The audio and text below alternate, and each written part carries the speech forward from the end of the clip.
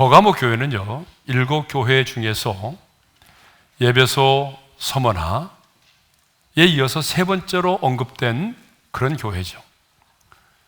이 버가모 교회는요, 해발 390m 높이의 험준한 산 위 천혜의 요새에 세워진 교회입니다. 그래서 버가모는요, 높은 성, 견고한 요새라고 하는 뜻을 가지고 있어요. 이 버가모 교회에 말씀하신 주님은 어떤 분이실까요? 자, 우리 13절이죠. 12절이죠. 12절의 말씀을 읽겠습니다. 시작. 버가모 교회 사자에게 편지하라. 좌우에 날성검을 가지신 이가 이르시되. 자, 그러니까 버가모 교회에 말씀하신 분은 어떤 분이세요? 좌우에 날선검을 가지신 이예요. 네, 반응을 안 보이는 분이 계시네요. 다시 한번 묻겠습니다. 버가모 교회에 말씀하신 분은 어떤 분이세요? 좌우에 날선검을 가지신 이. 여러분, 요한계시록 1장에도 보게 되면 사도 요한이 성령의 감동이 돼서 환상 중에 예수 그리스도를 보게 되는데, 그 예수 그리스도의 입에서도 보니까 좌우에 날선 검이 나온다라고 되어 있거든요. 자, 요한계시록 1장 16절의 말씀을 읽겠습니다. 시작. 그의 오른손에 7별이 있고 그의 입에서 좌우에 날선 검이 나오고 그 얼굴을 해가 힘있게 비치는 것 같더라. 좌우에 날선 검입니다. 여러분, 이 좌우에 날선 검은요, 양날이 예리한 검을 말해요. 그러니까 한쪽만 날이 있는 것이 아니라 양날이 예리한 검인데, 여러분, 이 손 크기만한 이런 단도를 말하는 게 아니라요, 사람 크기 모양의 양날이 예리한 검을 좌우에 날선 검이라고 말합니다. 그러면 주님은 왜 자신을 이렇게 좌우에 날선 검이라고 말씀하셨을까요? 아니, 주님의 입에서 나오는, 주님의 입에서 좌우에 날선 검이 나온다라고 하는 것은 무엇을 의미할까요? 자, 결론부터 말씀드리면 좌우의 날선 검은요, 하나님의 말씀을 의미합니다. 자, 좌우의 날선 검은 뭐라고요? 하나님의 말씀을 말합니다. 그래서 히브리서 기자도 히브리서 4장 12절에서 이렇게 말하고 있어요. 다 같이요. 하나님의 말씀은 살아있고 활력이 있어 좌우에 날선 어떤 검보다 예리하여. 사도 바울도 영적인 전쟁을 말하면서 에베소서 6장 17절에서 이렇게 말합니다. 다 같이요. 성령의 검, 곧 하나님의 말씀을 가지라. 그러면 왜 하나님의 말씀이 좌우에 날선 검인가? 이것은 이제 두 가지 의미이기 때문에 그래요. 그 첫 번째가 뭐냐 그러면, 하나님의 말씀은 살았고 활력이 있기 때문에 그렇습니다. 히브리서 4장 12절에 보니까 뭐라고 되어 있어요? 우리 히브리서 4장 12절 여러 번 읽어야 되는데 한번 읽어볼까요? 시작. 하나님의 말씀은 살아있고 활력이 있어 좌우에 날선 어떤 검보다 예리하여 혼과 영과 및 관절과 골수를 찔러 쪼개기까지 하며 또 마음의 생각과 뜻을 판단하나니. 거기 보니까 하나님의 말씀은 살았고 활력 있다고 말하잖아요. 그러면 하나님의 말씀이 살아있다는 것은 뭘 의미할까요? 하나님의 말씀이 살아있다는 것은 하나님의 말씀이 곧 생명이다라고 하는 거예요.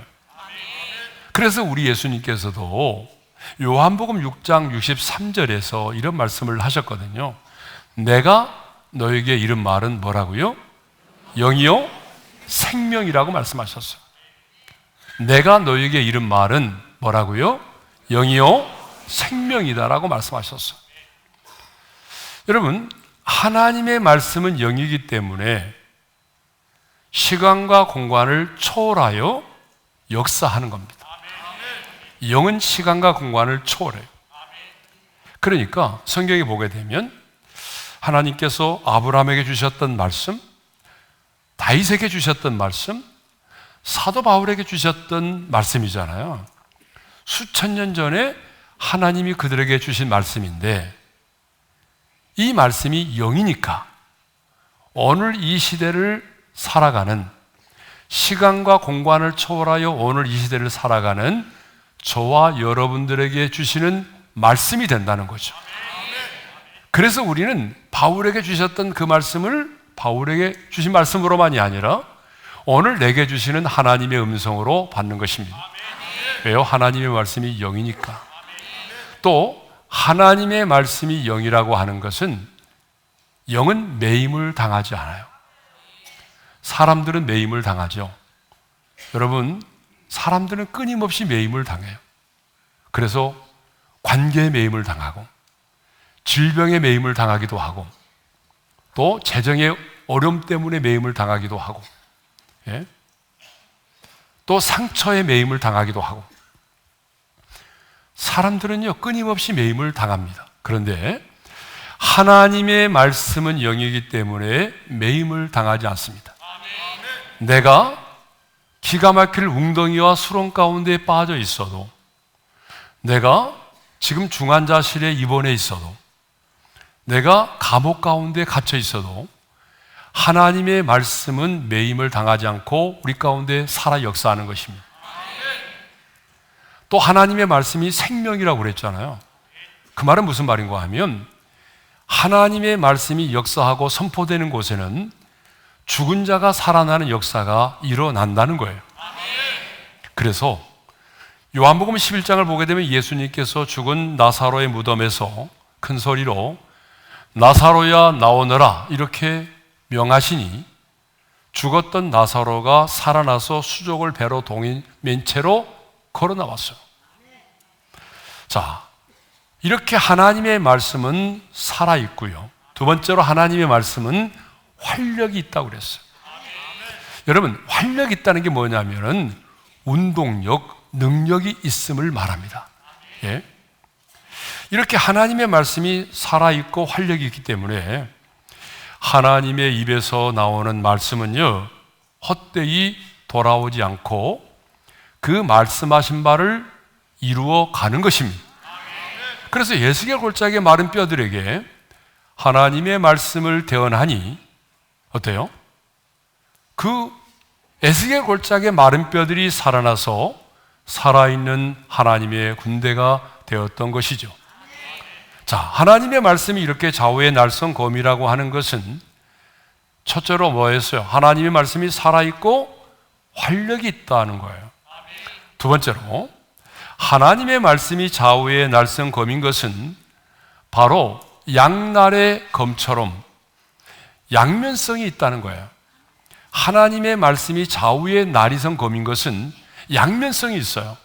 그러니까 어떤 양면성이 있냐면, 첫째로 하나님의 말씀은 치유와 회복의 기능을 가지고 있다는 거죠.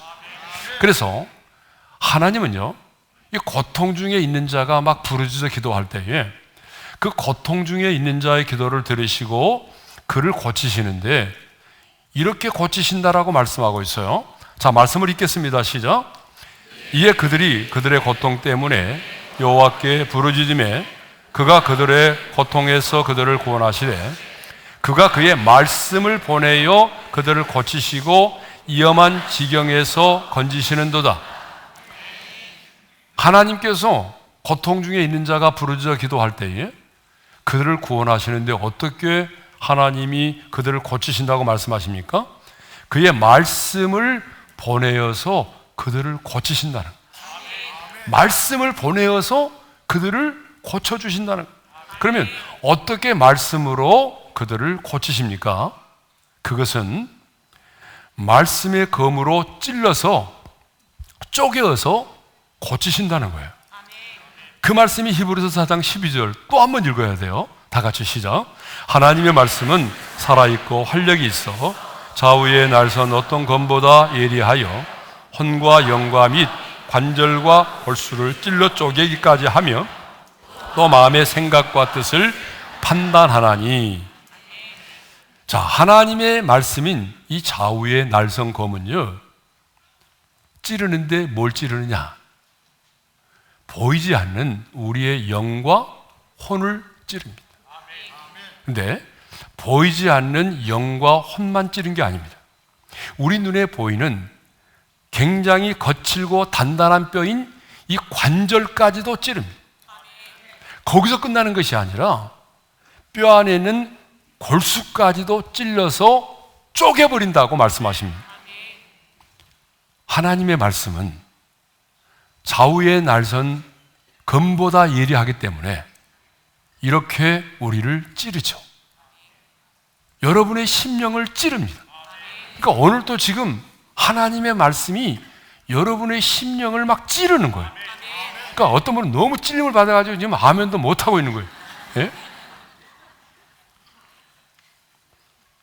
사도행전 2장을 보게 되면 성령의 충만을 받은 베드로가 너희가 십자가에 못 박은 예수를 하나님이 주와 그리스도가 되게 하셨다라고 하는 설교를 하게 되죠. 그런데 그 설교를 들은 사람들이 어떻게 되었다라고 말해요? 자, 사도행전 2장 37절의 말씀을 읽겠습니다. 시작. 그들이 이 말을 듣고 마음에 찔려 베드로와 다른 사도들에게 물어 이르되 형제들아 우리가 어찌할꼬 하느라. 베드로가 설교할 때의 설교를 들은 사람들이 그 말씀에 찔림을 받았대요. 찔림을 받고 우리가 어찌할꼬 라고 고백을 했어요. 그리고 그날에 그들이 그 말씀에 찔림을 받고 회개했고 3,000이나 되는 사람들이 세례를 받게 되었다는 것입니다. 자, 그러면 무엇이 먼저였어요? 회개가 먼저였나요? 찔림이 먼저였나요? 다시 한번, 회개가 먼저였나요? 찔림이 먼저였나요? 찔림이 먼저였죠. 세례가 먼저가 아니었어요. 찔림이 먼저였어요. 그러므로 우리도 말씀 앞에 찔림을 받아야 합니다. 자, 하나님의 말씀이 좌우의 날선검인 것은 첫 번째 기능을 말씀드렸고, 두 번째 기능이 뭐예요? 책망과 심판의 기능을 가지고 있다는 거죠.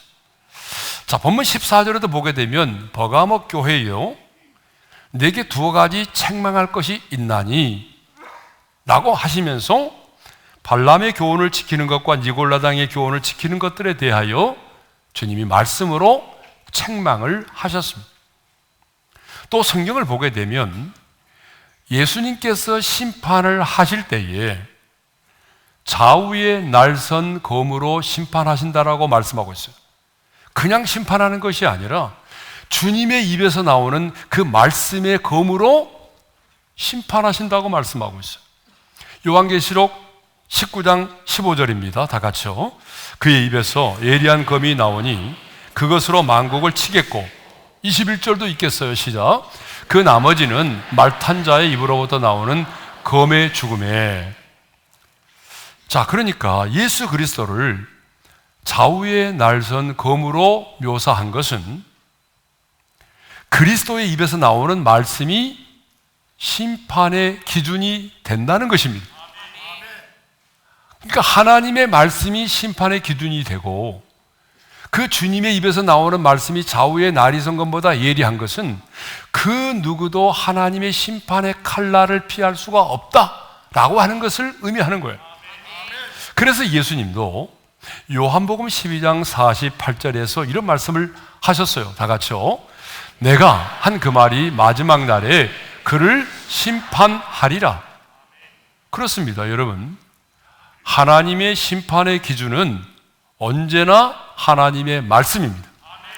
그러니까 엄밀하게 말하면 하나님은 우리의 행위를 따라서 심판하시는 것이 아니라 하나님의 말씀을 따라 우리를 심판하시는 것입니다. 자, 그러면 이제 버가모 교회를 향한 주님의 첫 번째 말씀이 무엇인지에 대하여 생각해 보도록 하겠습니다. 이 버가모 교회를 향한 주님의 첫 번째 말씀은요, 내가 안다입니다. 자, 첫 번째 말씀이 뭐라고요? 내가 안다. 예. 자, 13절의 말씀을 읽겠어요. 다 같이요. 네가 어디에 사는지를 내가 아노니 거기는 사탄의 권자가 있는 데라. 이렇게 버가모는요, 온갖 우상을 숭배하는 신전들로 가득 차 있었습니다.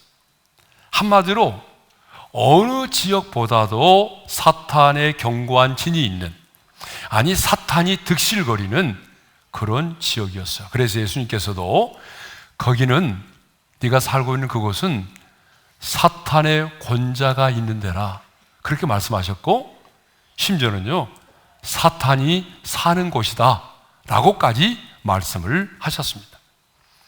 그런데 예수님께서는요, 너희가 사탄의 권자가 있는 곳, 그 사탄이 득실 들이는 그곳에 살고 있다는 것을 내가 안다 라고 말씀을 하셨어요. 그렇습니다. 여러분, 우리 주님은 우리가 어떠한 지역에서 어떠한 상황 속에서 지금 살아가고 있는지를 주님은 아신다는 거예요. 여러분이 지금 어느 지역에서 어떠한 상황 속에서 어떻게 살아가고 있는지를 주님은 아신다는 거예요. 그런데 놀라운 사실은 주님 버가모 교회에만 내가 안다라고 말씀하신 것이 아니고, 소아시아 7교회 편지를 하면서 모든 교회마다 내가 안다라고 하는 말을 먼저 하셨어요. 자, 에베소 교회는 뭐라고 말씀하시느냐면, 우리 한번 읽어볼까요? 시작. 내가 내 행위와 수고와 인내를 알고. 서머나 교회는요, 다 같이요.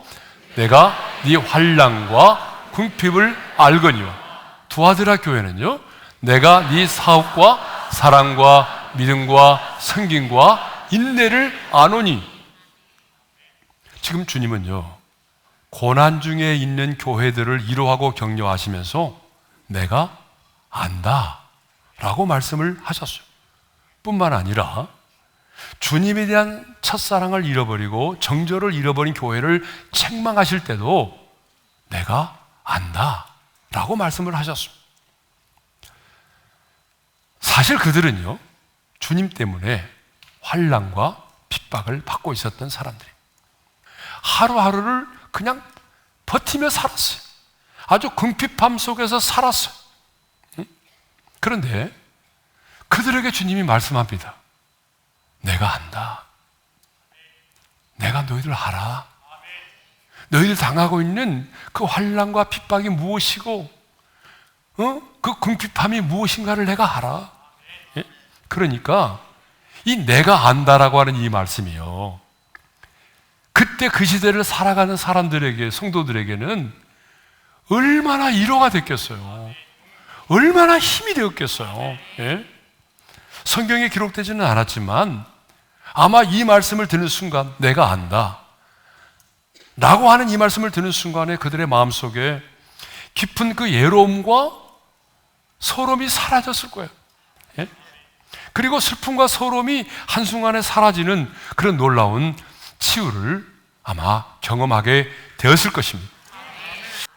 그러니까 사람들로부터도 내가 안다 이런 말만 들어도 우리 안에 응어리가 풀어지고, 그리고 섭섭함이 사라지고 다시 한번 새 힘을 넣는 그런 경우도 있거든요. 그런데 주님은 지금 버가모 교회를 향해서 말씀하십니다. 네가 어디에 사는지를 내가 아노니 거기는 사탄의 권자가 있는 데라. 주님이 그렇게 말씀을 하셨어요. 여러분은 지금 어디에 살고 있습니까? 지금 우리는요, 어쩌면 버가모보다 더 강력한 그런 사탄의 견고한 진이 있는, 예? 이러한 세상의 한복판에서 살아가고 있어요. 예? 대세를 따르지 않으면, 대세를 따르지 않고 진리를 따라 살아가면 정말 사람들로부터 왕따를 당할 수밖에 없는 그런 세상 속에서 우리가 살아가고 있어요. 그런데 주님은 지금 내가 어디에서 어떻게 살아가고 있는지를 아신다라고 말씀하십니다. 자, 믿지 않은 가정에서 믿지 않은 부모와 형제들로부터 내가 얼마나 많은 조롱과 핍박을 받으면서 신앙생활을 하고 있는지 주님은 아십니다. 그러니까 명절 때마다 형제들 모이는 게 힘들어요. 모일 때마다 너 예수 믿지? 그러면서 예수 믿는 나를 비난하고 조롱하는 그 음성을 듣는 게 너무 힘들어요. 그런데 주님이 말씀하십니다. 내가 안다. 믿지 않는 가정에서 믿지 않은 형제들에 의해서 네가 그런 멸시와 천대와 조롱을 받는 거 내가 알아. 응? 수없이 많은 제사를 드리는 종갓집 가정에서 내가 얼마나 치열한 영적인 전쟁을 치르고 있는지 내가 알아. 믿지 않은 사람들에게 둘러싸인 직장 생활을 하면서 행위나 나의 행실로 인해서 하나님의 영광을 가리울까 노심초사하면서 희생과 섬김을 마다하지 않는 너의 그 모습을 내가 안다 라고 말씀을 하시는 거죠. 사랑하는 성도 여러분, 주님은 아십니다. 그래서 주님은 요한복음 10장 14절에서 이렇게 말씀하신 적이 있어요. 다 같이요. 나는 선한 목자라 나는 내 양을 알고 나는 내 양을 안다라고 말씀하십니다.